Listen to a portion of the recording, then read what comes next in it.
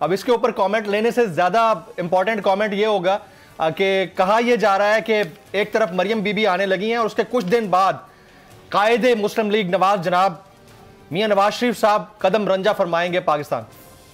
वैसे ही जो सिचुएशन है वो हम सब के सामने है, इकोनॉमिक भी एंड पॉलिटिकल भी। अली भाई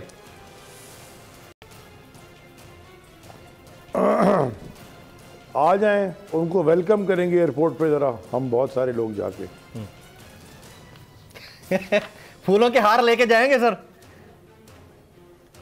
यानी कि मैं पता नहीं हार कौन से क्या लेके जाएगा है। लेकिन मेरा नहीं ख्याल कि उसमें इतनी हिम्मत है कि वो वापस आए पाकिस्तान। इतनी हिम्मत उसमें है नहीं। और वो उधर आराम से रह रहा है, वो हैरिड्स में शॉपिंग कर रहा है, इधर पार्क में घूम रहा है, वो जर्मनी में ट्रेनों में घूम रहा है, पेरिस जा रहा है, साउथ ऑफ फ्रांस घूम रहा है। आई डोंट थिंक वो अभी जिनीवा स्विट्जरलैंड पहुंचे हुए थे मौसूफ, पता नहीं अपने बैंक देख रहे थे। मेरा नहीं ख्याल कि वो गॉड फादर बन के वहीं बैठा हुआ है।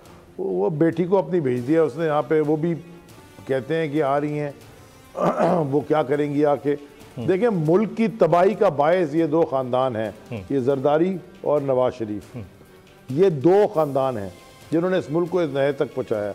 और कोई हर दफ़ा इन्होंने, ये जितनी दफ़ा हुकूमत में है 90 की दिहाई में, हर वक्त तो एक दूसरे के ऊपर करप्शन के इल्ज़ाम लगा के फारिग हुए। ये सारे केसेस जो बने हुए हैं जो करप्शन के एक दूसरे पे बनाए हुए इन्होंने, और सारे ठीक बनाए थे। एक ही चीज़ अच्छी की थी ज़िंदगी में, एक दूसरे के बारे में सच बोलते थे। फिर उनको ख्याल आया कि ये इमरान खान तो अगर पक्का हो जिस तरह हो गए थे, किसी तरह करके उन्होंने पता नहीं किसको बनू के, शायद वो जो साहब चले गए उनके साथ मिल के इन्होंने ये स्ट्रैटेजी बनाई। लेकिन जो तबाही मुल्क के अंदर आई है, मैं ये कोई समझ नहीं सकता। कोई भी इंसान आधी अकल वाला भी ये समझने से खासिर है कि इस मुल्क को एक इकोनॉमिक, यानी कि वो आप टेक ऑफ करने लग गए थे, आपकी 6% ग्रोथ हो गई थी, आपका 6 ट्रिलियन टैक्स कलेक्शन हो गया था, आपकी एक्सपोर्ट 32 अरब पे पहुंच गई थी, आपका फॉरेन रेमिटेंसेस ऊपर रिकॉर्ड फॉरेन रेमिटेंसेस पे चले गए थे, आपकी स्टेट ओन एंटरप्राइजेस यानी कि प्रॉफिटेबल होना शुरू हो गई थी। हर चीज बिल्कुल डायरेक्शन में ठीक जा रही थी। और ये वो कोविड के 2-2.5 साल गुजारने के बाद एक कंसिस्टेंसी आ गई थी मुल्क में। जो लार्ज स्केल मैन्युफैक्चरिंग हो रही थी वो लगना शुरू की थी। वो टर्फ ये जो फैसिलिटी दी थी, मशीनरी इंपोर्ट हुई थी, लोगों के पास ऑर्डर्स थे। फैसलाबाद में ये नहीं था कि नौकरियां नहीं मिल रही थी, लेबर नहीं मिल रही थी, सियालकोट ऊपर जा रहा था। कराची का सारा बिजनेसमैन इस थर्ड क्लास इंफ्रास्ट्रक्चर के बावजूद खुश था कि जी हमारी एक्सपोर्ट्स बढ़ रही हैं, हम खुद कुछ कर लेंगे। और ये प्लग स्विच ऑफ करके और घटिया लोगों को दे दिया जिन्होंने बेड़ा गर्क कर दिया मुल्क का। मुझे जरा बताइए, मुल्क के फायदे में हुआ था कि मुल्क के नुकसान में हुआ था? और जो लोगों ने ये फैसला किया अब वो अपनी ईगो और अना को लेके उसमें कायम रह रहे हैं और मुल्क को दलदल में फंसाए चले जा रहे हैं। जो मुजम्मिल ने बात की, मुझे तो 10 रुपए का डॉलर भी याद है भैया। 1989 में 10 रुपए का डॉलर था। जी जी जी, ऐसा ही है, ऐसा ही है। तो मैं ये तो किधर चले गए लेके। लेकिन सर यहाँ पर एक सवाल जो है ना, एक वो आम लोगों के ज़हनों में अभी तक है और वो पूछ रहे हैं। मुजम्मिल असलम साहब है ना हमारे साथ? जी जी जी मुजम्मिल भाई, मुझे ये बताइए, लोग ये कह रहे हैं कि जो फॉरेन करेंसी अकाउंट्स हैं उनमें से भी पैसा निकालने के ऊपर उनको बड़ा प्रॉब्लम आ रहा है। किसी के अगर $10,000 पड़े हैं तो उसको $3,000 दे रहे हैं, इससे ज्यादा नहीं दे रहे। और जिनके कमर्शियल बैंक्स के अंदर पैसा पड़ा है, यानी मेरा आपका अकाउंट है पाकिस्तान के कमर्शियल बैंक्स के अंदर, क्या किसी स्टेट ऑफ इमरजेंसी के अंदर कोई भी गवर्नमेंट उनके रखे हुए पैसे के ऊपर कब्जा कर सकती है कि ये हमारा पैसा है? जैसे बीच में एक बात सुनने को आई थी कि सागदार साहब कह रहे थे कि कमर्शियल बैंकों में हमारे इतने अरब पड़े हैं, वो भी हमारा है। देखिए, बात ये कि स्टेट तो कुछ भी कर सकती है ना, स्टेट के पास अथॉरिटी भी होती है, पावर भी होती है।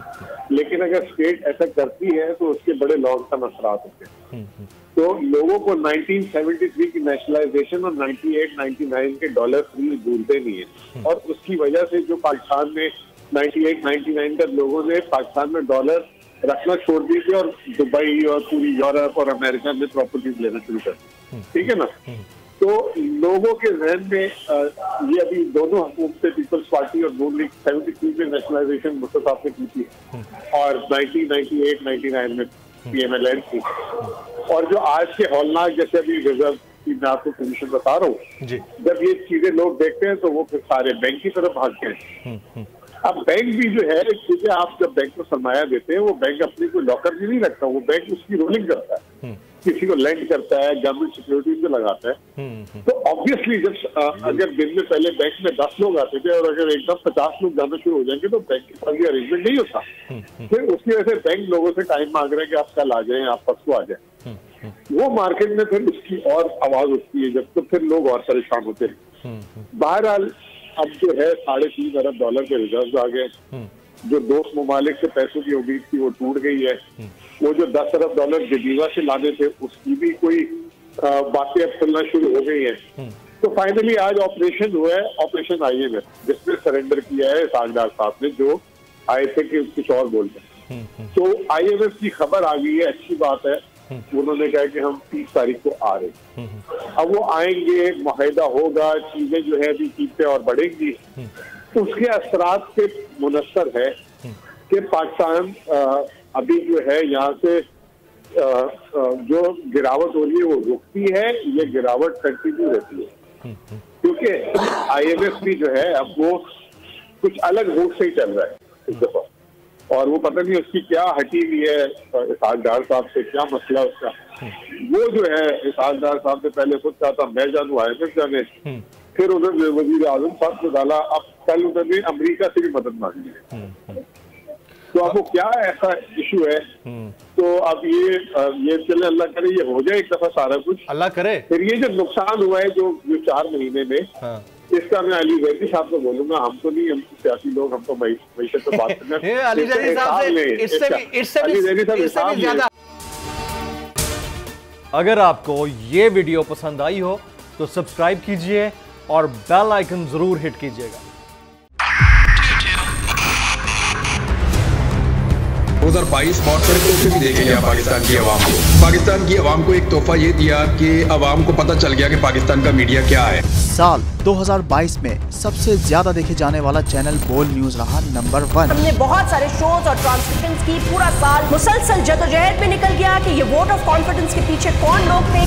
तोड़े रेटिंग के सभी रिकॉर्ड। सोशल मीडिया पर भी सबसे ज्यादा तेजी से 2.4 बिलियन व्यूज का संगे मील अबूर किया।